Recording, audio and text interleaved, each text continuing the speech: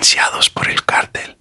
La verdadera historia de Fox y Calderón. A comienzos del año 2000, México vivía una falsa primavera democrática.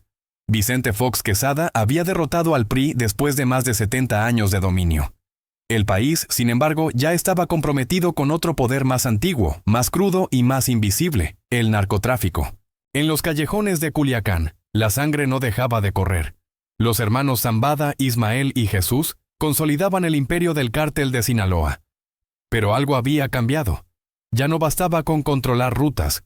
Ahora necesitaban controlar instituciones.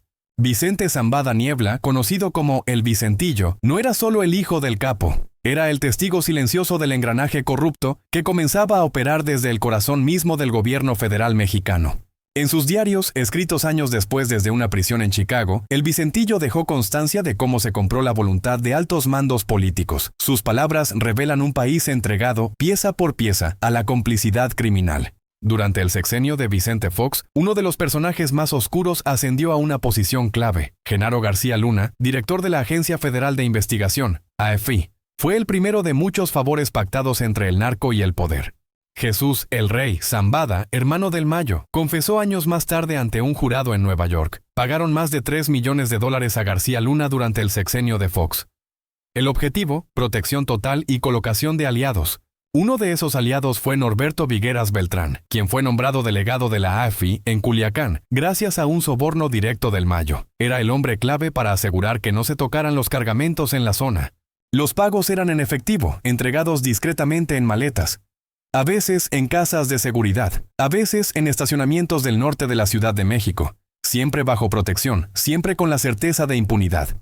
Los Zambada habían entendido que no bastaba con sobornar policías. Ahora era momento de influir en las elecciones. Según el Vicentillo, el cártel de Sinaloa financió la campaña presidencial de Felipe Calderón en 2006. El diario secreto de Vicente reveló que las órdenes venían desde la cima.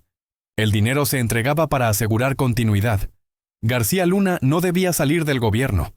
De director de la AFI pasaría a secretario de Seguridad Pública. Fue un relevo pactado. Vicente Fox terminó su mandato sabiendo que García Luna sería parte del nuevo gabinete. Lo había negociado con los narcos. Felipe Calderón, el nuevo presidente, aceptó el trato con una sonrisa tensa. El poder del cártel de Sinaloa creció con García Luna en el gabinete. A cambio de millones de dólares, se les permitió operar sin restricciones. Los enemigos fueron eliminados, las rutas de tráfico aseguradas. Jesús Zambada testificó en Nueva York. Entregué personalmente $5 millones en sobornos a García Luna durante los primeros años de Calderón. El dinero compró silencio, lealtades y protección federal. Otro caso emblemático fue el de Edgar Vallardo, un agente del Asiedo. Su ascenso fue comprado por $350,000, entregados en 3 pagos al sobrino de García Luna, Víctor Hugo García. Todo quedó documentado en testimonios del juicio.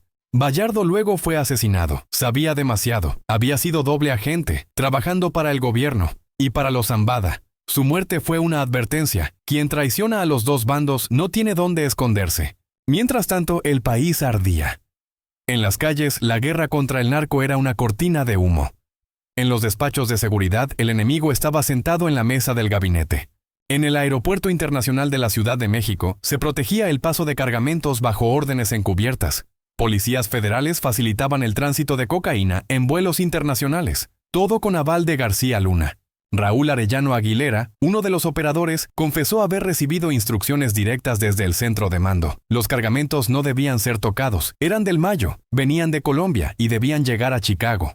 El traidor, el libro de Anabel Hernández, desnudó la maquinaria del narcoestado. Reveló fragmentos del diario escrito por Vicente Zambada, mientras negociaba su entrega a las autoridades estadounidenses en 2009. En ese diario, Zambada narraba con precisión fechas, montos y nombres. El poder del cártel no se limitaba a las montañas de Durango ni a las calles de Culiacán. Alcanzaba Los Pinos, alcanzaba Washington. Código Narco, historias reales.